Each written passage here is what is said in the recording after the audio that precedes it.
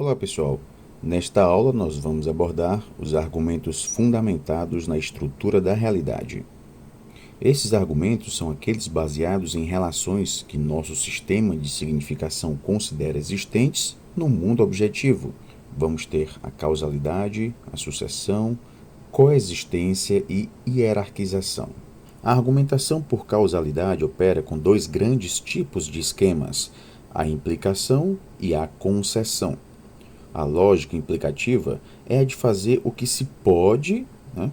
Fez porque é possível, não fez porque não é possível, e a concessiva é a da impossibilidade. Fez apesar de não ser possível, não fez apesar de ser possível. A implicação fala das regularidades, a concessão rompe as expectativas e dá acesso à descontinuidade do que é marcante na vida. Os tipos de argumentos são definidos em função da natureza das proposições. A maioria dos tipos argumentativos que são baseados na estrutura da realidade obedece à lógica implicativa. Isso ocorre, por exemplo, com os argumentos fundados na causalidade, ou seja, nessa relação de causa e efeito, que é o vínculo que correlaciona fenômenos diferentes, fazendo que um deles apareça como condição da existência de outro. Por exemplo, devido à retração do comércio mundial, as exportações brasileiras diminuíram. Ou seja, se o comércio mundial se retraiu, então as exportações brasileiras diminuíram. Os argumentos, por analogia, são também de ordem implicativa, assim como o argumento de autoridade. Esse argumento é aquele em que se considera aceitável uma proposição porque uma pessoa autorizada a enunciou. Marx afirma no Manifesto Comunista: a história de toda a sociedade existente, até hoje, tem sido a história das lutas de classes. Se Marx disse X, então é verdade, né? Então aqui Marx seria essa autoridade. Uma das formas de argumentar é expor a causa dos efeitos. O conceito de causa foi uma das questões mais debatidas na história da filosofia. A causalidade supõe um encadeamento dos fatos, em que um acontecimento antecedente produz um dado efeito. A causa imediata é a razão próxima pela qual um dado efeito é produzido. Assim, quando se diz que a seca no Sudeste se deve a uma massa de ar seco que impede a entrada das frentes frias, o que se faz é determinar um motivo mais imediato da seca. No entanto, pode-se dizer que a seca no Sudeste se deve ao aquecimento global, que é uma causa mais longínqua, que supõe um encadeamento dos fatos, em que a persistência de uma massa de ar seco durante longo tempo sobre o Sudeste é efeito de outra causa mais profunda. Pode-se derrubar um argumento causal mostrando que a causa apontada não é real, porque é uma racionalização ou um pretexto. A racionalização é um argumento que busca atribuir aos outros a responsabilidade que o enunciador não quer assumir. É o argumento do bode expiatório. É o caso de um governo que considera que as dificuldades econômicas do país se devem à enxurrada de dólares ocasionada pela compra de títulos do governo dos Estados Unidos. Agora, se o Banco Central americano reduz a compra de títulos, aí vai ser um enxugamento de dólares no mercado que vai ser o responsável pelas dificuldades. Então, essa racionalização é uma espécie de arranjo a posteriori da realidade. O pretexto aqui é o argumento pelo qual se apresenta um falso motivo para justificar uma dada ação ou uma determinada atitude. Outro caminho para derrubar um argumento causal é mostrar que se toma o meio como a causa final. Esses são os argumentos usados por partidos políticos para a obtenção do poder. Dizem que o poder é meio para construir uma sociedade igualitária, para realizar ideais de justiça, para elevar o nível de vida da população, quando, na verdade, a lógica de sua ação é a conquista e a manutenção do poder. A mesma lógica é a dos que buscam a glória, a fama, o dinheiro, sob a justificativa de altos objetivos. Todos conhecem um provérbio: não há rosas sem espinhos, que quer dizer não há alegria sem dor, não há beleza sem imperfeição. Esse provérbio é uma premissa do tipo condicional. Se, então, se há rosas, então há espinhos. Uma condição suficiente para ser X garante que tudo que satisfaz essa condição é X, mas não assegura que tudo o que é X satisfaz essa condição, ou seja, não é uma condição necessária. Por exemplo, ser pernambucano é uma condição suficiente para ser brasileiro, mas não é uma condição necessária, já que se pode ser brasileiro sem ser pernambucano. No caso do exemplo das rosas, a ausência de espinhos implica a inexistência de rosas, o que quer dizer que o espinho é condição necessária para a existência da rosa. Uma condição necessária para ser X assegura que tudo que for X satisfaz essa condição, mas não garante que tudo que satisfaz essa condição seja X. Não se trata aqui de uma condição suficiente. Se há rosas, então há espinhos. Há espinhos, então há rosas. Esse argumento está errado porque a condição necessária para a existência de rosas foi tratada como condição suficiente, não se levando em conta que há outras plantas, além das rosas, que também têm espinhos. As condicionais que contêm razões suficientes e necessárias são aquelas que têm valor de verdade, são aquelas em que o consequente indica compromisso, promessa. Se disser, se fizer sol amanhã, vou à praia. A intenção de ir à praia não é razão para fazer sol, pois vou à praia não tem valor de verdade. Quando assumo um compromisso, ele está assumindo, mesmo que eu não tenha o intuito de cumpri-lo. Assim, não é verdadeiro e nem falso. Esse ato de fala foi simplesmente realizado. Uma condicional na qual o antecedente ou o consequente não constitui uma acessão é uma condição sem valor de verdade. Uma das grandes aquisições da humanidade em sua marcha civilizatória foi o pensamento causal. X porque Y. A causa de X é Y. São Paulo tem muitas inundações, porque o solo está todo impermeabilizado e a água da chuva não pode ser absorvida. Em português, há um provérbio que diz: contra fatos não há argumentos. Nós vamos ter aqui contrapostos os fatos aos argumentos, mostrando que os fatos são aqueles objetivos, neutros, incontestes e verdadeiros, enquanto que os argumentos são subjetivos, parciais, contestáveis e fictícios. No entanto, não é bem assim. Certos fatos, os menos significativos, são realmente incontestáveis. Ontem choveu granizo no meu bairro das 17 horas às 17h30. Então, nós temos aqui um fato, Outros, aqueles que se referem a realidades mais complexas, são sujeitos à interpretação e, portanto, são contestáveis. Os números dão uma aparência de objetividade à argumentação. No entanto, as cifras podem ser utilizadas segundo as necessidades da estratégia argumentativa empregada pelo enunciador. Quando, por exemplo, se fala das taxas de desemprego, de um lado afirma-se que as taxas de desemprego nunca foram tão baixas. De outro, disse que as taxas de desemprego são baixas não por causa do aumento de empregos, mas porque o número de pessoas que buscam trabalho está diminuindo. É preciso ver se os fatos têm realmente um valor causal. Os seres humanos têm dificuldade de admitir o acaso, pois ele escapa a qualquer determinação. É aquilo que não tem sentido. As pessoas, na sua busca por sentido, atribuem o que é do domínio da causalidade a, por exemplo, instâncias transcendentes, como a vontade divina. Para muitas pessoas, há um destinador providencial que dá uma intencionalidade aos acontecimentos, por mais absurdos que eles pareçam. É o que afirma o provérbio: o homem põe e Deus dispõe. Muitas vezes os fatos são bastante eloquentes para servir de argumento. Por exemplo, se se quer argumentar contra a tortura, basta narrá-la em toda a sua brutalidade. O ideal, para produzir maior impacto, é que a narração seja feita em terceira pessoa, pois nesse modo de contar uma história, o narrador oculta-se e os fatos parecem narrarem-se a si mesmos. Um argumento causal muito frequente é o que Perelman e Titeca chamam de argumento pelo sacrifício. Considerado por esses autores um argumento quase lógico por se aproximar da comparação.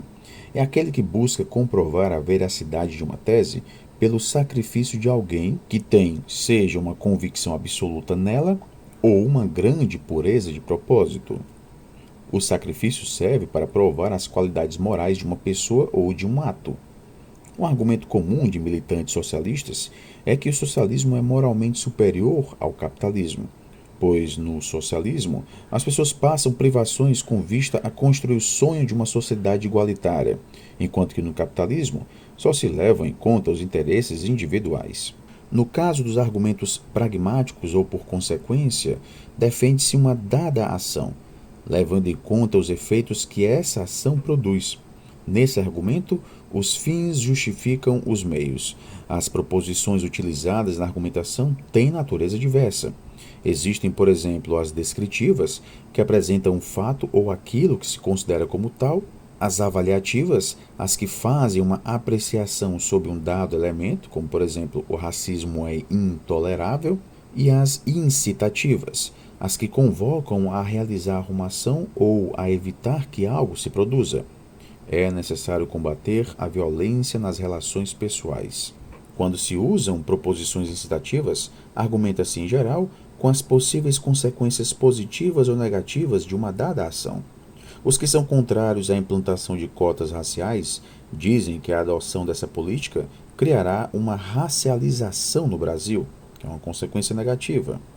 Já aqueles que são favoráveis afirmam que ela corrigirá distorções históricas, fazendo justiça àqueles que sempre foram discriminados. Teremos aqui uma consequência positiva. Esse argumentum ad consequentiam deve ser utilizado com cuidado, porque quando ele é levado ao extremo, sem que seja balizado por valores, a especulação sobre as consequências pode se justificar tudo, até mesmo as ações mais repulsivas. Por exemplo, o turismo sexual deve ser incentivado, porque cria postos de trabalho. Deveríamos matar os velhos, porque isso resolveria o problema do déficit da previdência social. Perelman e Titec apontam três argumentos muito frequentes baseados na relação de sucessão: o do desperdício, o da direção e o da ultrapassagem ou da superação. O argumento do desperdício está voltado para o passado. Nele propõe-se a continuidade de alguma coisa para que não sejam desperdiçados os esforços já feitos. O argumento é que, como já se investiu muito na consecução de um determinado objetivo, não se pode parar. Nele, incita-se a alcançar os objetivos, a não perder a motivação, argumentando-se que não se deve jogar fora o que já se fez. É o caso do estudante universitário que, na metade de um curso de 4 anos, descobre que não gosta dele. Vai dizer a seu pai e este responde: você deve formar-se para não perder o que já fez, e depois você se dedica a uma outra coisa. O argumento da direção, também denominado argumento da rampa fatal, está, ao contrário do argumento do desperdício, voltado para o futuro. Consiste em rejeitar alguma coisa, porque ela desencadeará uma reação em cadeia, uma perda de controle, uma consequência indesejada. É o caso daqueles que se colocam contra a renegociação das dívidas tributárias, alegando que ela premia os maus pagadores e, consequentemente, incentiva a sonegação. Além daqueles que dizem que não se pode negociar com os sequestradores, pois isso estimula o crime. O provérbio dá a mão, quer o braço, é, de certa forma, a forma figurativa deste argumento. O argumento da ultrapassagem também é voltado para o futuro. É aquele que considera que o que se conseguiu é uma etapa. Cada conquista é um trampolim para alcançar um estágio superior. É um meio para atingir um estado mais perfeito. É o caso do técnico que, após o clube sagrar-se campeão da Taça Libertadores da América, diz que não é hora de comemoração, pois vem pela frente o Campeonato Mundial de Clubes. Os argumentos de coexistência são aqueles que relacionam um atributo com a essência ou de um ato com a pessoa. A essência e o ato permitem explicar ou prever fatos que são considerados sua manifestação. Os argumentos de coexistência são o argumento ad hominem, o argumentum tu quoque, o argumento de autoridade ou o argumento ad verecundiam, o argumentum ad ignoratiam e os argumentos a fortiori. No argumentum ad hominem, não se discutem aqui os méritos intrínsecos do ponto de vista ou da dúvida de um oponente, mas o objetivo aqui é desqualificar o adversário como interlocutor sério, apresentando este adversário como alguém incompetente, não confiável ou inconsequente. Por isso que nós temos aqui o argumentum ad hominem, que é o argumento dirigido à pessoa. Essa forma de resposta dirige-se à audiência e não ao oponente. Ela busca silenciá-lo ao pôr em dúvida a sua confiabilidade. Nesse argumento, confrontam-se a pessoa com os seus discursos ou atos. Os argumentos ad hominem apresentam três variantes: o ataque pessoal direto, o ataque pessoal indireto e a apresentação de contradições entre posições do oponente ou entre suas palavras e suas ações. O ataque pessoal direto dirige-se a qualquer aspecto da pessoa do argumentador, seu caráter, sua competência, sua honorabilidade. O que se pretende aqui é atingir a ética do oponente, considerando-o desonesto, não íntegro, não digno de confiança. O que se busca é mostrar que alguém incapaz ou insincero não pode sustentar posições corretas ou manifestar dúvidas justificadas. Quando se diz que o adversário é desequilibrado, visa-se a indicar que ele não tem capacidade de argumentar racionalmente e, consequentemente, o seu argumento não merece atenção. No ataque pessoal direto, sempre se apresenta uma característica negativa do debatedor. O ataque pessoal indireto é aquele em que se coloca sob suspeita a imparcialidade do argumentador. Nesse caso, apresenta-se uma característica do oponente, que em princípio não seria negativa, como por exemplo a filiação política, a crença religiosa, a etnia, alianças de qualquer natureza. No entanto, ressaltar esse atributo destina-se a mostrar o argumentador como alguém tendencioso, que defende uma pauta oculta, que tem motivações pessoais para lutar em favor de uma dada posição, que pode estar motivado por preconceitos ou por uma visão parcial. A terceira variante aqui consiste em apontar as contradições entre a posição atual do oponente e os pontos de vista sobre o mesmo tema no passado ou entre suas palavras e suas ações. Essa variante está muito presente no debate político, porque os homens públicos têm o hábito de ter posições divergentes quando estão no governo ou na oposição. Assim, quando um político acusa o governo de infligir prejuízo à Petrobras, ao segurar os preços dos derivados de petróleo para não alimentar a inflação, pode-se rebater sua posição, expondo que ele mesmo advogava esse ponto de vista quando estava no governo.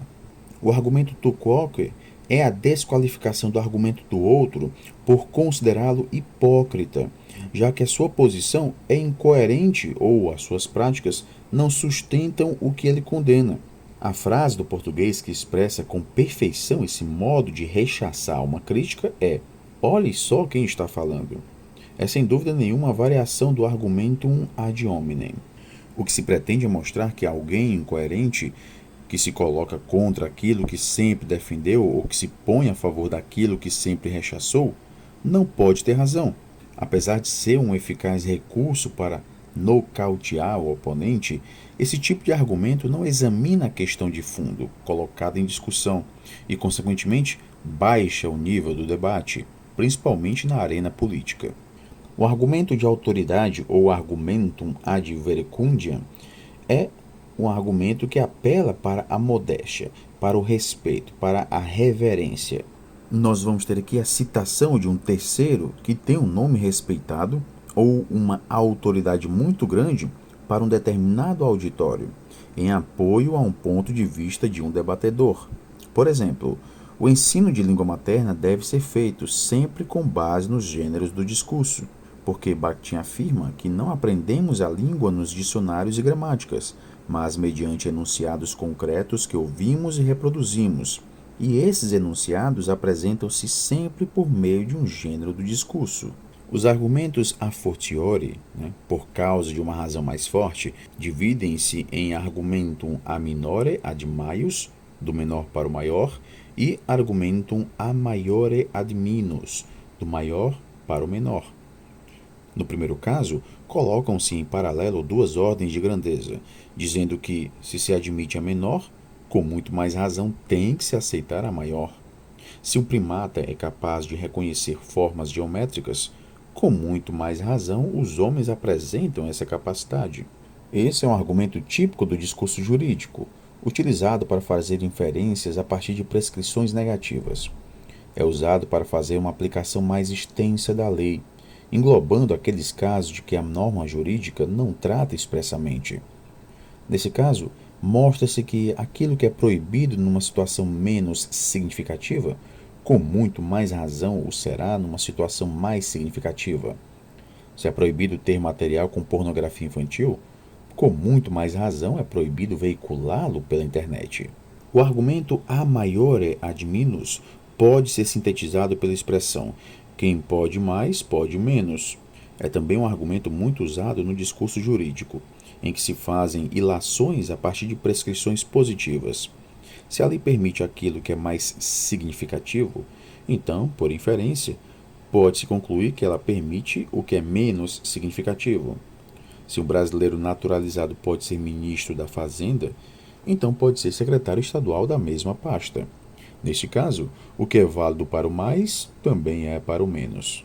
E nós finalizamos aqui esta aula. Bons estudos a todos e até a próxima.